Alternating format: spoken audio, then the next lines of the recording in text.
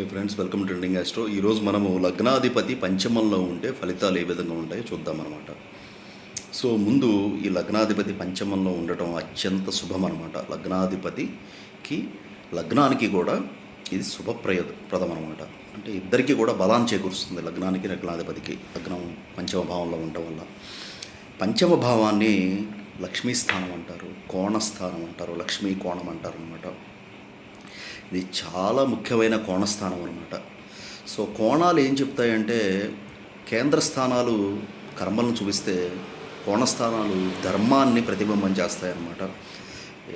లగ్న కోణము, పంచమ కోణము, భాగ్య కోణము, ఈ మూడింటికి కూడా చూస్తే మీరు పోర్ట్ఫోలియో చూస్తే వాటికి ఏం చెప్పారంటే సిగ్నిఫికేషన్స్, మనం ఫాలో అయ్యే ఆచారాలు, మనం ప్రతిబింబించే వ్యవహార శైలి, సృజనాత్మకత పంచమ భావం అంటే, అలాగే పిల్లలు, ఉపాసనాస్థానం, తర్వాత మన శిష్యులు, మన ఫాలోవర్స్ కూడా పంచమస్థానం పెట్టి చూస్తాము.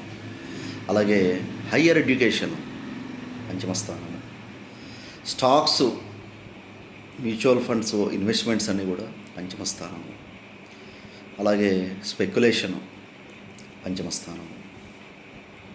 అలాగే భాగ్యస్థానానికి భాగ్యస్థానం అవటం వల్ల మన తండ్రి అంటే మన వంశంలో ఉన్న పెద్దవాళ్ళు, అలాగే గురువుకి గురువులు, పెద్ద పెద్ద గురువులు అంటే ఎంత గొప్ప స్థానం పంచమ స్థానం చూడండి. లగ్నాధిపతి పంచమంలో ఉన్నాడంటే ఈ వ్యక్తి ఖచ్చితంగా కొన్ని ఆచారాలు, సాంప్రదాయాలకి ఖచ్చితంగా ఇతను ఫాలో అవ్వాలి ఈ జాతకుడు.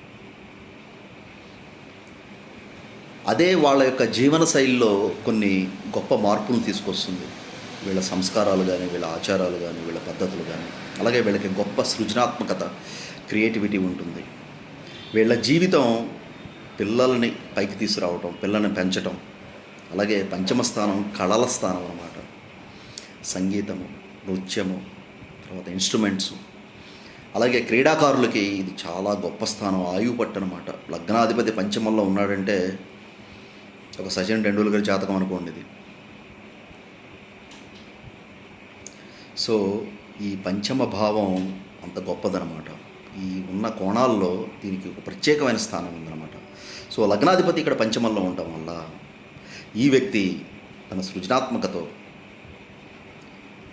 తన నేర్పరితనంతో, తన విద్యలతో, కళలతో, తన ఆచార వ్యవహార శైలితో తన జీవితాన్ని ప్రతిబింబం చేస్తూ అభివృద్ధి పదంలోకి వెళ్తాడు.